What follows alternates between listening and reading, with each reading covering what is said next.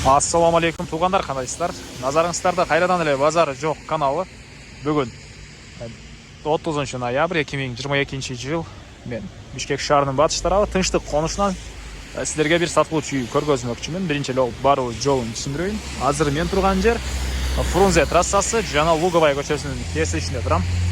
Тынчтык конушуна баруу үчүн сиздер ушул Луговая көчөсү түз бир аз түшүп, сол тарапка кайрылып түз түшүп бара берсеңиздер, 1 километр аралыкта тынчтык конушу жайгашкан.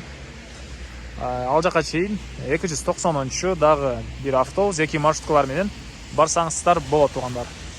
Анан мынакей бул 290 деле ошол жерге барат. Тынчтык конушунан. Анан күн сайын Бишкек шаарынан Чүй областынан сиздер сатылуучу үйлөрдү көргүңүздөр келсе, подписаться баскычын басып кетиңиздер. Анда мен сатылуучу үйгө карай жол алдым тугандар. Мынакей тугандар, келүү жолун түшүндүргөнчө бүгүнкү чыгышта сатылуучу үйгө да жетип келип калдым. Бул үйүбүздүн көчө тарабы. Көчө тараптан көрүп ворота орнотулган жана пескоблок менен забор кылыныптыр. Түштүк чек арабыз мынакей бул жерден башталат. Түндүк чек арасы бул кошунанын баратасына чейин болуп калат тугандар. Анан дареги Улук Мырза көчөсүндө жайгашкан. Улук Мырза көчөнүн түштүк кире беришиндеги катардагы 3-үчү үй болуп калат тугандар. Андан ары эми короосуна кирип калган маалыматтарды берейин.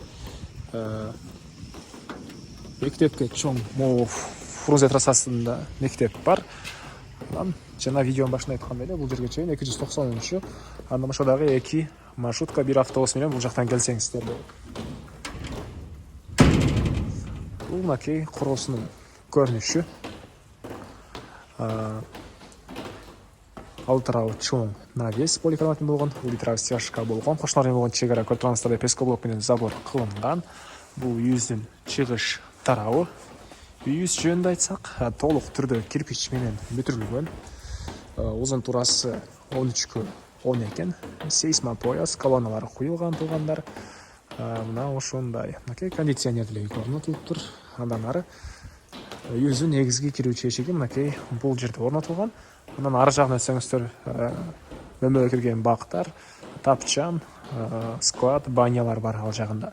Бул жакта узун турасы 13-10 болгон чоң үйүбүз. 24 соток, документтер боюнча кызыл китеп, чек паспорт баары бар тугандар. Азыр үйүбүздүн ички тарабын көргөзөйүн. Андан соң да короосуна чыгып да калган маалыматтарды берем тугандар. Мынакей бул негизги кирүүчү эшиги. Ушундай темир эшик орнотулган. Бул үйүбүздүн кире бериши, коридор тугандар мынакей. Киргендер оң тарапта бул жакта кухня жайгашкан. Ички тараптан раковина орнотулган. Көрүп турганыңыздар кухня мебелдер, чыгыш тарабынан пластик терезе, терезенин арт тарабынан ар бир терезеде решеткалар бар тугандар. Бул жагы кухня. Анан так. Мебелдер боюнча бардык мебелдер калат. Бир гана бытовой техниканы алып кетем деген ойун айтты үй ээси тугандар. Андан ары бул жакта эдейсиз, бул жерде холл сектеле болбойт. Кыскасы мына ушундай жай жана бул жерге экинчи ачып кеткен тепкичтер орнотулган. Оң тарапка кайрылсак бул жерден мындай бир бөлмө. Чыгыш тарабынан пластик терезе орнотулуптур. Отопление батареялары ар бир бөлмөдө бар. Отопление жөнүндө айтпадым. Отопление, паровой отопление, көмүр менен иштеген котел менен үйдү жылытат тугандар. Андан ары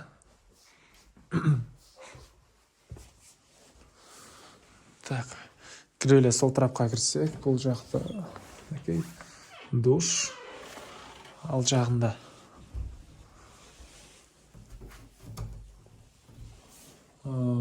ажаткана өзүнчө бөлмөдө, душ өзүнчө бөлмөдө. Анан бул жакта зал жайгашкан тугандар мынакей. Батыш тараптан пластик терезелер орнотулган. Потолок натяжной гипсокартон, дубалдар обой экен. Бул мебелдин баары калат тугандар. Кондиционер залда орнотулган. Андан ары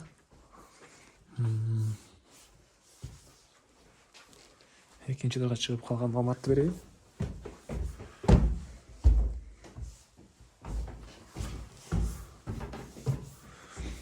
Мынакей экинчи этаждын көрүнүшү. Түштүгүнөн жана түндүк тарабынан терезелер орнотулган. Анан ушул жерден калган бөлмөлөргө өтүп кетип атат экенбиз. Бул жакта 3 спальня бөлмө жана экинчи этаждан душ эмес жайгашкан мынакей. Бул жакта 1 спальня бөлмө, детский спальня окшойт менин оюмча. Чыгыш тараптан терезе орнотулган.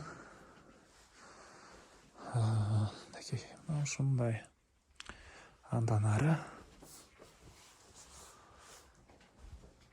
бул жакта дагы 1 спальня бөлмө. Бул жакта дагы 1 спальня бөлмө жайгашкан. Эшиктер деле сапаттуулай көрүнөт. Келип өзүңүздөр байкап көрсөңүздөр деле болот. Туугандар, бул жакта мынакей дагы 1 спальня бөлмө жайгашкан. Мынакей. Мунун өзүнүн гардеробу бар экен бул жерде, бул бөлмөнүн. Айтмакчы, күзөтүү камерасы деле бар үйүбүздө. Мынакей короону көчө тарапты жана аркы жак могу баня тарапты кире беришти күзөтүп турсаңыздар болот экен. Бул жакта мынакей душ. Андан ары эми короосуна чыгып калган маалыматтарды берейин, туугандар. Мен кайра сатылуучу үйүбүздүн короосундамын, туугандар. Эми андан ары калган маалыматтарды берейин. Так. Бул жакта мынакей бир аз жер жемишектенген жер жана бактар, тапчан, подвалы бар. Бул жакта баня, летний кухня, очокхана, склад. Бул жактын стеналары кирпич, бул жакта пескоблок экен. Азыр эшикти тарабын бир чекеден көргөзөйүн, анан ылдый тарабы мынакей туугандар брусчатка чапталган. Бул үйүбүздүн чыгыш тараптан көрүнүшү.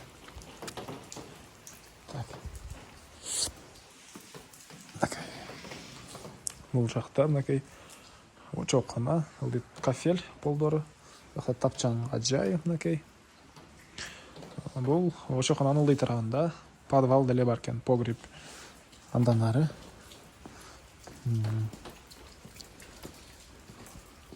токтойдун тышкарына ажаткана. Упс, ит бар турбайбы, ё-моё. Андан ары бул жакта